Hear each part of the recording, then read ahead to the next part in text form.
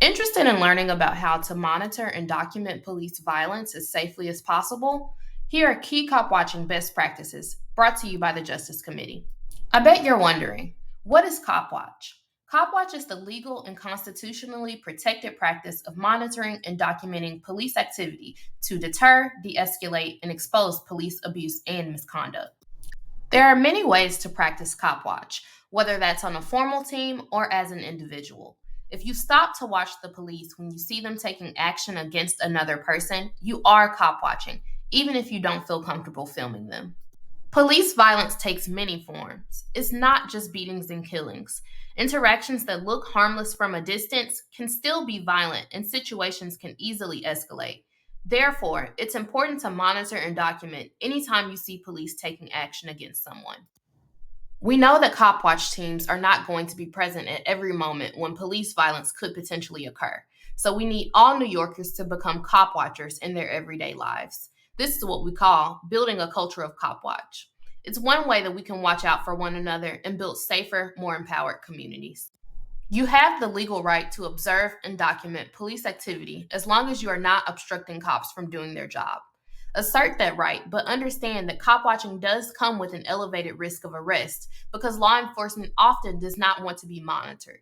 It's important to assess your own vulnerabilities when making the decision to cop watch. Now let's talk about the 3Ds of cop watch. These are deter, de escalate, and document. Ideally, we deter violence before it starts, de escalate it if it's already happening, and at least document it if we can't de escalate. Let's view an example of how cop watching can be done spontaneously and individually. Imagine that you're walking to grab lunch and see an officer stopping a community member. You take a breath to center yourself, calmly approach the incident, and begin documenting on your phone, remaining at least 6 feet away to social distance and capture the entire shot without interfering. You say key info for your recording, including location, time, date, and any identifiable characteristics of the cop. But you don't say more so as to not miss audio from the incident. As you continue to record, the situation becomes more hostile and escalates. The officer turns to you and says, "What do you think you're doing?" You calmly and assertively respond, "I'm not obstructing you in any way. I'm only exercising my legal right to observe the police while you are doing your job." Then the officer yells at you to get back.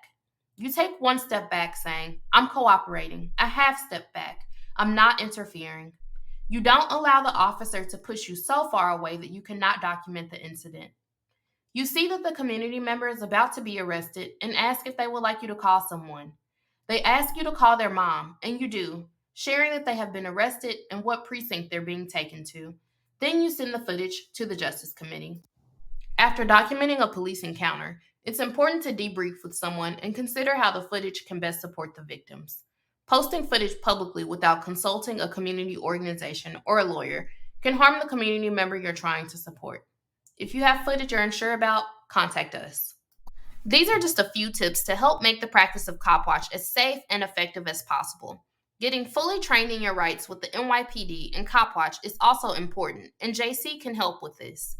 Ultimately, everyone has to make their own decisions about how they practice cop watch. The most important thing is to take stock of yourself and the situation and let the 3Ds guide you. The Justice Committee encourages all New Yorkers to cop watch. Please share your footage with us by emailing it to info@justicecommittee.org or WhatsApping it to 347-752-8070. More information on cop watching can also be found on our website.